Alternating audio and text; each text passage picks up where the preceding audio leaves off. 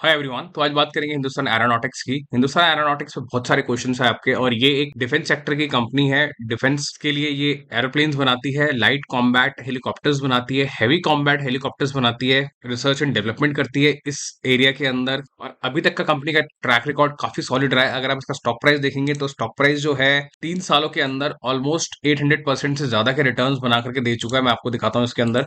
ये 2020 है, 2020 में इसने ये बॉटम बनाया था, और उसके बाद में आप स्टॉक अगर देखेंगे ऑल टाइम हाई, तो 804% के रिटर्न इसने बना के दिए अपने इन्वेस्टर्स को। बहुत सॉलिड ट्रैक रिकॉर्ड रहा है। और किसी ने अगर ये स्टॉक लगभग 1 साल पहले भी खरीदा होता, अभी जुलाई मंथ है, किसी ने अगर ये लास्ट ईयर जुलाई में परचेज किया होता स्टॉक, तो भी आप देखेंगे तो इसने स्टॉक ऑलमोस्ट डबल हो गया है। ठीक है, 126% के रिटर्न है विद इन 1 ईयर। तो सॉलिड रिटर्न बना के दिए हैं कंपनी ने। इसके फाइनेंशियल्स देखते हैं और डिस्कस करते हैं कि क्या इसमें अभी भी ग्रोथ बाकी है, न्यू इन्वेस्टर्स को इसके अंदर एंट्री लेनी चाहिए, या फिर जो इन्वेस्टर ऑलरेडी इसको पीछे बाय कर चुका है कहीं नीचे के लेवल्स पे, क्या ग्रोथ इसमें सैचुरेट हो जाएगी आने वाले टाइम में, प्रॉफिट बुक करके निकल जाना चाहिए। तो वो सारे एस्पेक्ट्स हम इसमें डिस्कस करेंगे, और कंपनी के कॉन कॉल, कंपनी का जो फाइनेंशियल्स हैं, सब डिस्कस करेंगे। अगर आप फाइनेंशियल्स की बात करेंगे तो फाइनेंशियल्स के अंदर ये एक सॉलिड लार्ज कैप कंपनी है। 1,25,000 का इसका मार्केट कैप है, काफी हैवी मार्केट कैप है, बड़ा एकदम। स्टॉक पी 21.6 का है। आपको लग रहा होगा स्टॉक पी कम है, लेकिन स्टॉक पी अपने ऑल टाइम हाई पे ट्रेड कर रहा है। अगर आप 10 ईयर स्टॉक पी इसका देखेंगे तो 22 इसने अभी पीछे था ही अभी। तो स्टॉक पी जो है ऑल टाइम हाई पे है, लेकिन इसका मतलब ये नहीं कि बहुत ज्यादा है। मुझे लगता है फेयरली वैल्यूड है ये कंपनी, क्योंकि हैवी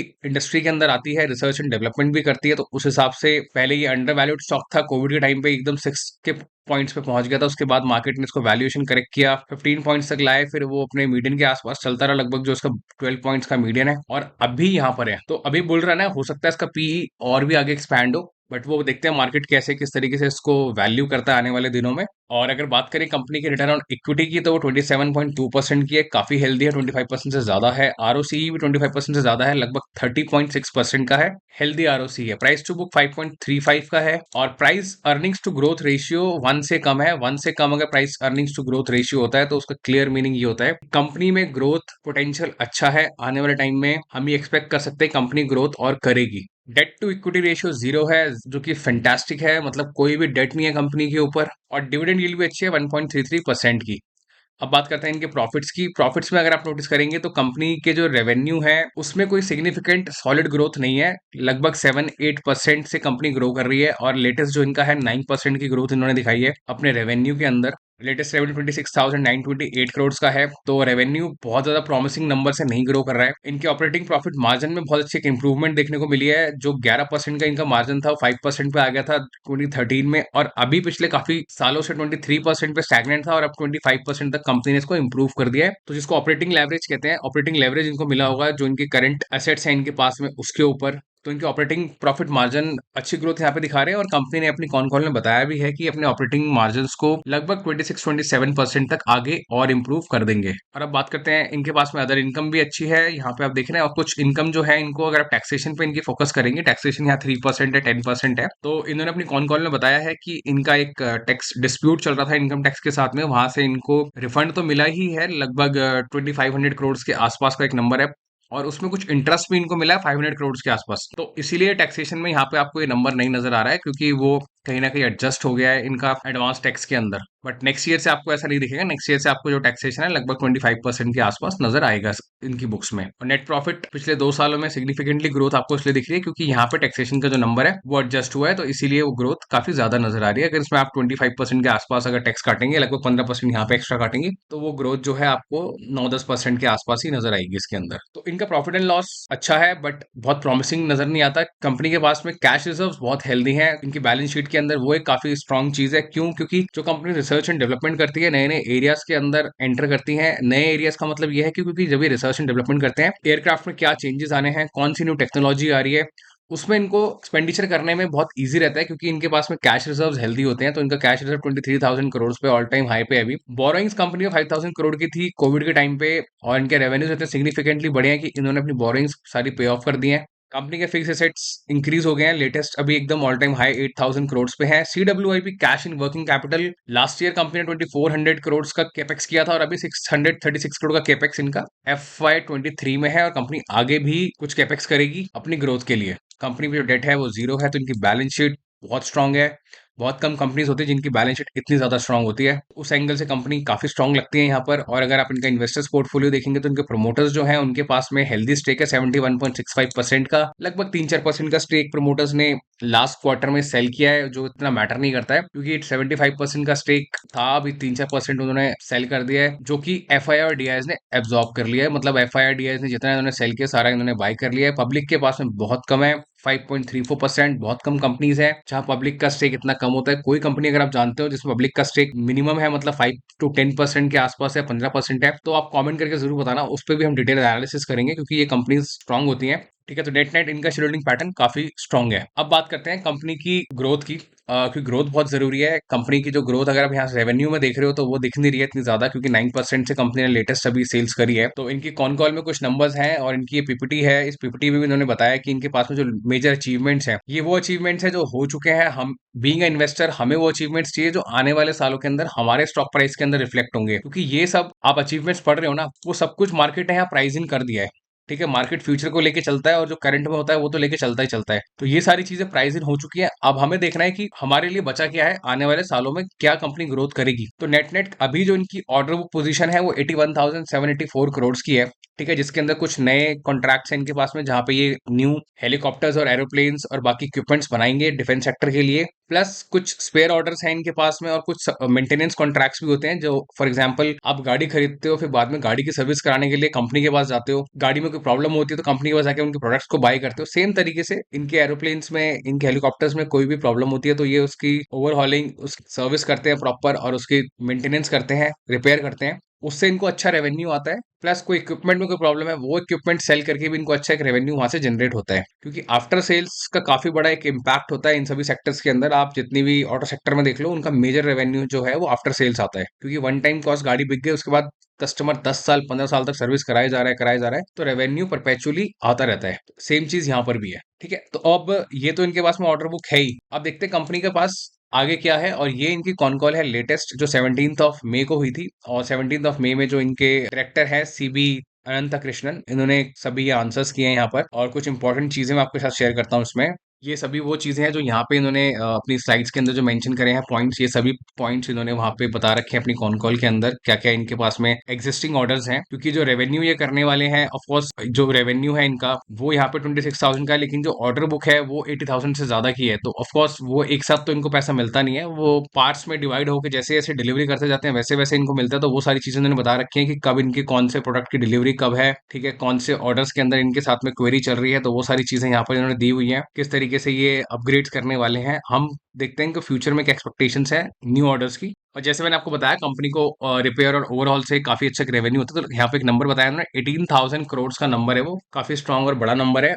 और यहाँ पे कंपनी ने बताया कि फ्रेश ऑर्डर्स जो ये एक्सपेक्ट कर रहे हैं वो है 25 एडवांस लाइट हेलीकॉप्टर्स ध्रुव, 12 लाइट यूटिलिटी हेलीकॉप्टर्स। ऑर्डर की जो नेगोशिएशंस हैं वो एडवांस स्टेजेस के अंदर आ गए हैं, मतलब ऑलमोस्ट ऑर्डर इनको मिल चुका है। और एस्टिमेटेड जो ऑर्डर है वो 48,000 करोड़ का है, जो कि 6 से 10 महीने के अंदर सारी चीजें उसकी हो जाएंगी। तो नेट नेट एक ऑर्डर जो इनको फ्यूचर में मिलने वाला है वो ये है। और फर्दर देखें तो इनके पास मरीन टाइम हेलीकॉप्टर्स हैं 60, और उसके अंदर एओएन अप्रूव हो गया। एओएन का मतलब होता है एक्सेप्टेंस ऑफ नेसेसिटी, जो कि डिफेंस मिनिस्ट्री देती है कि हमें इस हेलीकॉप्टर की जरूरत है या नहीं है, इनको ये प्रोड्यूस करनी चाहिए या नहीं करनी चाहिए। तो वो एक्सेप्टेंस इनको मिल चुकी है। और 9 कोस्ट गार्ड हेलीकॉप्टर्स हैं उसमें भी। तो बेसिकली जब इनको एक्सेप्टेंस मिल जाती है तो फ्यूचर में वो जो इसकी डिमांड होती है वो गवर्नमेंट की तरफ से, डिफेंस मिनिस्ट्री की तरफ से आती है। लेकिन जो क्लियर विजिबिलिटी है वो 2 से 3 सालों में इनको मिल जाएगी, but it's a good thing कि इनको एक्सेप्टेंस मिल गई है। और ये एक और बड़ा ऑर्डर एक्सपेक्ट कर रहे हैं जो कि लाइट कॉम्बैट हेलीकॉप्टर के लिए, जिसके लिए एडवांस स्टेजेस में इनके नेगोशिएशंस हो चुके हैं। और जो उसकी कॉस्ट आएगी, जो ऑर्डर की एक्सपेक्टेशन है लगभग 45,000 करोड़ के। तो अब सिमिलरली इनको एडिशनल HD-40 और अपग्रेड्स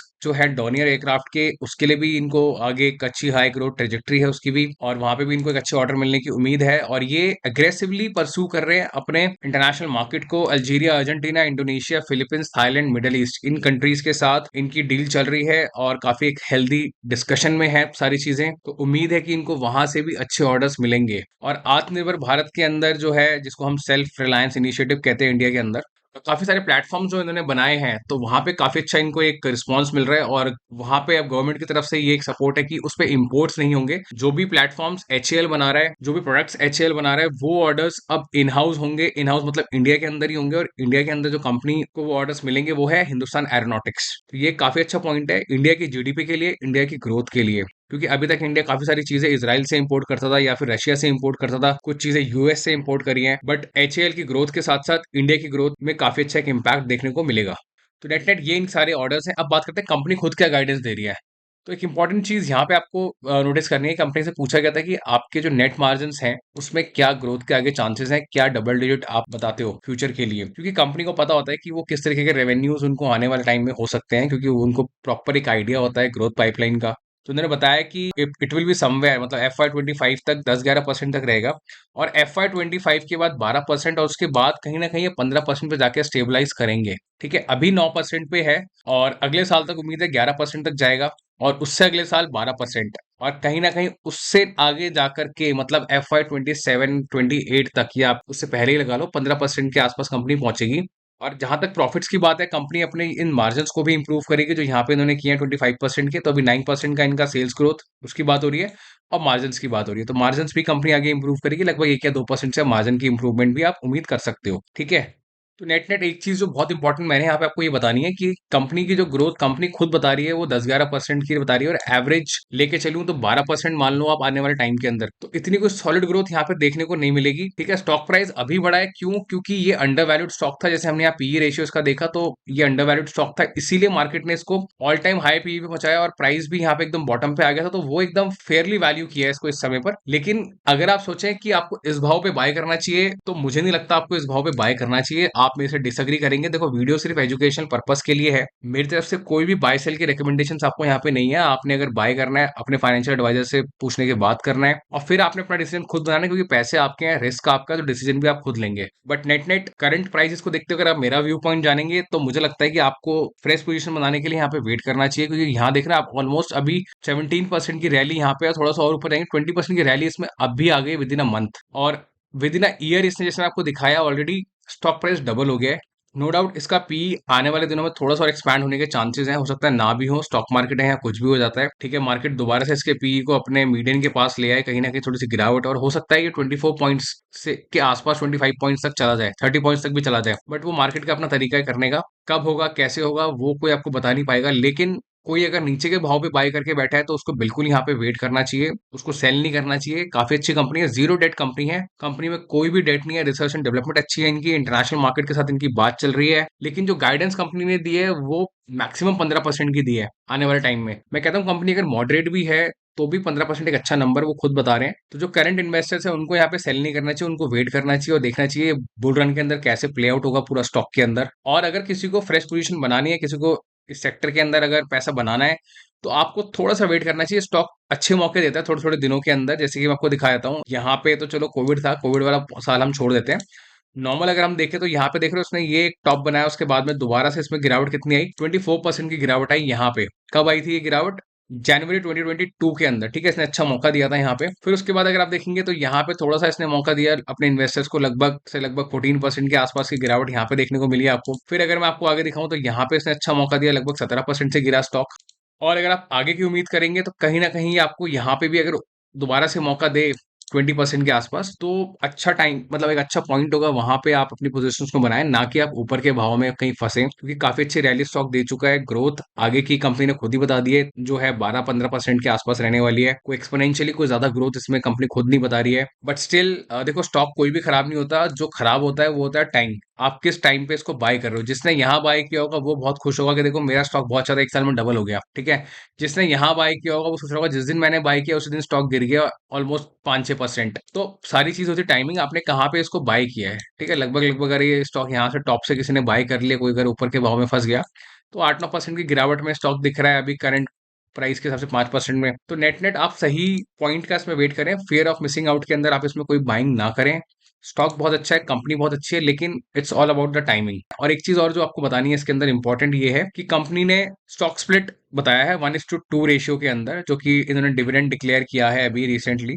ठीक है, तो स्टॉक स्प्लिट का मतलब ये होता है जो स्टॉक का भाव आप यहाँ पे देख रहे हैं 3700 का, वो हाफ हो जाएगा। आपके इन्वेस्टमेंट में कोई भी डिफरेंस नहीं आएगा। अगर आपके पास में 10 स्टॉक है, फॉर एग्जांपल 38,000 की इन्वेस्टमेंट है, तो वो इन्वेस्टमेंट के अंदर जो स्टॉक नंबर है वो 20 हो जाएगा 10 से, बट जो आपके अमाउंट है वो 38,000 ही रहेगा, या जो भी फ्लक्चुएटिंगली जो प्राइस उस समय चल रहा होगा। तो आपकी इन्वेस्टमेंट में कोई फर्क नहीं पड़ेगा, सिर्फ नंबर ऑफ शेयर्स बढ़ जाएंगे। उसका क्लियर एक साइकोलॉजिकल इंपैक्ट ये रहता है कि स्टॉक का भाव आधा कर देती है कंपनी 1:2 से। ठीक है, जो फेस वैल्यू 10 रुपीज की आप यहाँ देख रहे हो, वो फेस वैल्यू 5 रुपीज की हो जाएगी, और कोई इंपैक्ट नहीं होगा। लोगों को लगेगा ये स्टॉक तो सस्ता हो गया, अभी 1900 के भाव पे आ जाएगा, 1700 के भाव पे आ जाएगा, लोगों को लगेगा सस्ता हो गया, दोबारा से 4000 हो जाएगा। ये एक साइकोलॉजिकल चीज है, और लोग फिर इसमें दोबारा से न्यू एंट्री लेंगे तो स्टॉक प्राइस ऊपर जाएगा। तो वैसे वाली चीजें, फंडामेंटली कोई चेंजेस नहीं होता उसके अंदर, सिर्फ एक साइकोलॉजिकली यहाँ पे चीजें नजर आती हैं जो आपको चार्ट में दिखती है, बुक्स में दिखती है, दैट्स इट। और स्टॉक काफी स्ट्रांग है, 50 डे मूविंग एवरेज को भी देख लो, काफी टाइम से टच नहीं करता है। बेशक अभी रशिया यूक्रेन वॉर हुआ तब भी इसमें कोई इंपैक्ट नहीं था, इंटरेस्ट रेट का कोई इंपैक्ट नहीं था इसके अंदर, क्योंकि जो प्रोडक्ट्स ये कंपनी बनाती है उसमें इंटरेस्ट रेट का इंपैक्ट आपको इसलिए नजर नहीं आएगा क्योंकि डिफेंस सेक्टर के प्रोडक्ट्स हैं। डिफेंस सेक्टर का खर्चा जो है वो गवर्नमेंट से आता है, चाहे वो इंटरनेशनल गवर्नमेंट हो या इंडियन गवर्नमेंट हो, वहां से आता है, कुछ प्राइवेट प्लेयर्स से भी आता है जो इक्विपमेंट्स वगैरह बाई करते होंगे इनसे। बट नेट नेट ये सेक्टर ऐसा है कि ये इंटरेस्ट रेट से इतना इसको इम्पैक्ट नहीं है, क्योंकि ये खर्चा ऐसा है कि कोई इसको ये डिस्क्रिशनरी स्पेंड नहीं है कि इसको इग्नोर कर देंगे, क्योंकि ये एक कंट्री की सेफ्टी के साथ चलता है। तो इसीलिए 50 डे मूविंग एवरेज को टच नहीं करता है, हमेशा देख रहे हो आप 20 डे मूविंग एवरेज के ऊपर चलता है, मतलब शॉर्ट टर्म टारगेट्स को थोड़ा सा ब्रेक करता है, 50 डे को टच करता है, ऊपर निकल जाता है। तो आपको ज्यादा मौका नहीं मिलेगा। अगर इसके अंदर आपको 15% की गिरावट मिले, 20% की गिरावट मिले, या अगर आपका अच्छा एक रिस्क एपिटाइट है, तो आप 10% या 5% की गिरावट में अभी भी बाय करके लॉन्ग टर्म व्यू के साथ बाय करें, शॉर्ट टर्म व्यू के साथ बाय ना करें, क्योंकि जो आपको एक अच्छी ग्रोथ आगे और देखने को मिलेगी, जब तक कंपनी के मार्जिन और इंप्रूव होंगे, इनको नए ऑर्डर्स और मिलेंगे, वो आपको लॉन्ग टर्म में देखने को मिलेगी। शॉर्ट टर्म में तो हो सकता है प्राइस अभी स्प्लिट हो और थोड़े दिन बाद प्रॉफिट बुकिंग चालू हो जाए और 24% जैसे गिरावट यहाँ पे आई है, ठीक है, 13% की गिरावट यहाँ पे आई है, और पीछे भी थोड़ा सा अगर आप देखेंगे तो यहाँ पे भी काफी अच्छी गिरावट यहाँ देखने को मिली थी, और ये कोविड के बाद की गिरावट है, अगस्त मंथ में इसमें गिरावट आई थी, जब बाजार में हल्की सी हलचल और हुई थी, तो 50% की गिरावट यहाँ पर भी थी। तो गिरावट स्टॉक में होती रहती है। शॉर्ट टर्म टारगेट्स लेके ना चले, आप लॉन्ग टर्म टारगेट्स लेकर के चले। अगर बाय करें तो लगभग 5 साल का व्यू लेके चले, तभी आप इसमें कोई फ्रेश एंट्री बनाए, क्योंकि शॉर्ट टर्म में मुझे कोई खास चमत्कार होता हुआ इसके अंदर दिख नहीं रहा है। काफी अच्छी रैली इसमें आ गई है, नो डाउट बुल रन है अभी, और बुल रन में मार्केट इसको अच्छी वैल्यू देगा, but still price decently valued है। तो नेट नेट यही है पूरा एनालिसिस हिंदुस्तान एरोनॉटिक्स का। आपको इस स्टॉक के रिगार्डिंग जो भी क्वेश्चन हो, आप मुझे कमेंट में जरूर लिखें, मैं उस पर जरूर आंसर करूंगा। आपका जो खुद का व्यू हो आप वो भी हमारे साथ शेयर करें। आपको अगर वीडियो अच्छा लगा हो तो वीडियो को प्लीज लाइक करें, और अगर चैनल पर नए हैं तो चैनल को सब्सक्राइब करें। अगर आप मेरे काम को अप्रिशिएट करना चाहते हैं, आपको वीडियो अच्छा लगा हो, तो आप इस वीडियो को अपने फ्रेंड्स और फैमिली के साथ जरूर शेयर करें, ताकि मेरे चैनल की रीच बढ़ पाए। तो इस वीडियो के लिए इतना ही, मिलते हैं अगली वीडियो में। Thank you so much.